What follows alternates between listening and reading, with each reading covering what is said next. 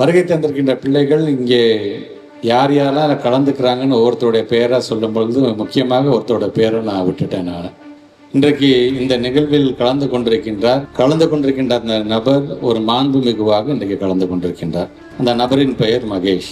இந்த மகேஷ் என்கின்ற இந்த சிறப்பு விருந்தினர் யார்? இவர் பள்ளிக்கூடத்துக்கு செல்லும் பொழுது ஒரு பய உணர்வோடு, சனி ஞாயிறு முடிஞ்சிச்சு, திங்கக்கிழமை பள்ளிக்கூடத்துக்கு போறோமா, இன்னைக்கு நான் வகுப்பு பாடத்தை எழுதிட்டோமா, அங்க போனதுக்கு பிறகு அங்க டீச்சர் பாடம் நடத்தும் பொழுது நம்ம டீச்சரோட கண்ணை பார்த்துட்டா நம்ம டக்குன்னு பார்த்து எந்திரி இந்த பதில் இதுக்கான அந்த கேள்விக்கான பதில் சொல்லுன்னு சொல்லிடாருன்னு கீழே குனிஞ்சு பார்க்கறது, டீச்சர் பார்க்கும் போது நம்ம பார்க்காத மாதிரி இருக்கிறது.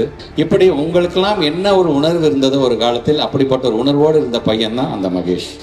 இது கொஞ்சம் கொஞ்சமாக காலம் கடக்க இந்த மாதிரி வெக்கப்பட்டுட்டு, கூச்சப்பட்டுட்டு, தயக்கப்பட்டுட்டு நாம் இருந்தோம் என்று சொன்னால் நமக்கான சந்தேகத்தை யார் தீர்த்து வைப்பார்? அல்ல ஒட்டுமொத்தமாக நமக்கு பாடம் நடத்தக்கூடிய டீச்சர்ஸ் மட்டும்தான் பாடம் நடத்தும் பொழுதெல்லாம் மறக்காம நம்மளை பார்த்து கேட்கறது, புரியுதா, நான் சொன்னது புரிஞ்சிச்சா அப்படின்னு கேட்கக்கூடியவங்க. ஆக நம்முடைய பிள்ளைகள் தயவு செய்து சந்தேகம் என்று இருந்தால் கையை வசதி காட்டி எனக்கு இது புரியல அப்படிங்கிறத இன்னைக்கு நீங்கள் அந்த மனோபாவத்தை வளர்த்து கொள்ளுங்கள் என்று சொன்னால் நீங்கள் எவ்வளோ பெரிய ஆளானாலும் சரி, அந்த சந்தேகத்துக்கு நம்ம கை கொடுத்து கூச்சப்பட்டோம், தயக்கப்பட்டோங்க பார்த்தீங்களா, அது உங்களை துரத்திக்கிட்டே வந்துட்டு இருக்கும். அது ஆக அதை தயவு செய்து கலைக்கக்கூடிய இடமாக, அது களையக்கூடிய இடமாக நம்முடைய பள்ளிக்கூடங்கள் அமைந்திட வேண்டும்.